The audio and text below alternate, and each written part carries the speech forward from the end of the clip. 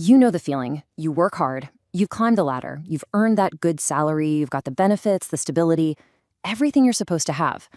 But then, when you're alone with your thoughts, there's this little nagging feeling you just can't shake. You're making more money than you ever have before, but somehow you feel more broke than ever. So, what's going on here?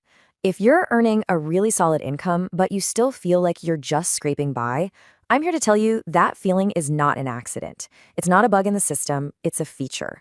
It is a system, and in this explainer, we're going to break down exactly how it works. It's called the salary trap, and it's a pretty sophisticated system designed to make sure that as your income grows, your expenses and your obligations, they grow right along with it, sometimes even faster. And what that does is keep you chained to that next paycheck, no matter how big it gets. So let's really get into how this thing works. Okay, so the trap's first weapon is this really powerful psychological illusion. It's all about making you feel prosperous while making absolutely sure you never actually build real wealth. To make this super clear, let's talk about someone. We'll call her Sarah. She's 34, makes $85,000 a year. That actually puts her in the top 20% of earners in the country. Now, on paper, she's doing great. She should feel successful, financially secure, even rich. But she absolutely does not.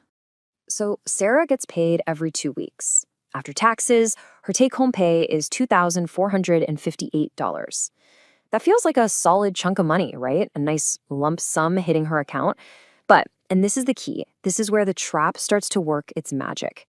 And here's how it happens. See, the system doesn't really give Sarah a choice.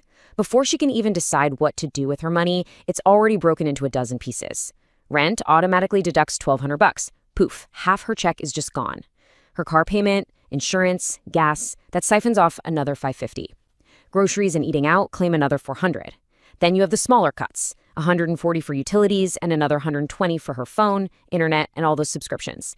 After all those automatic, pre-programmed expenses have taken their slice, this is what Sarah has left.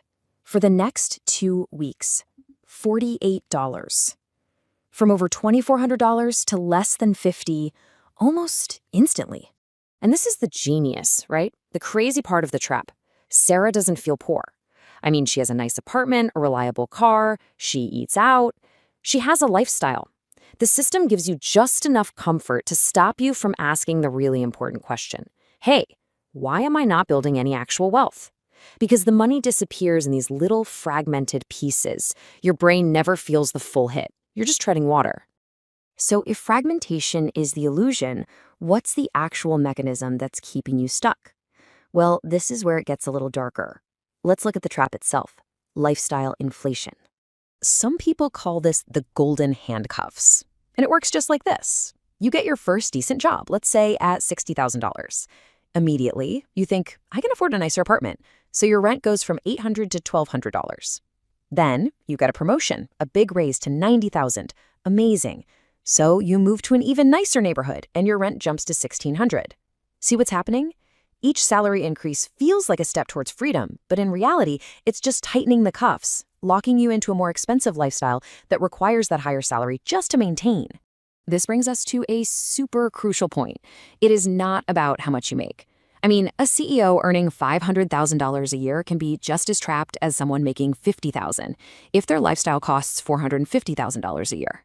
Your freedom is not determined by your salary. It is determined by the size of the gap between what you earn and what you spend. Okay, so this all leads to a pretty critical question. Why? Why is the system built this way? What is the actual goal of keeping people stuck in the salary trap? Well, here's the uncomfortable truth. When you are living paycheck to paycheck, even if it's a very, very large paycheck, you become a known quantity. You become predictable. And because you're predictable, you become controllable. Just think about the consequences here. You absolutely need that job because all your money is already spoken for. It's promised to someone else. This means you can't really afford to take risks.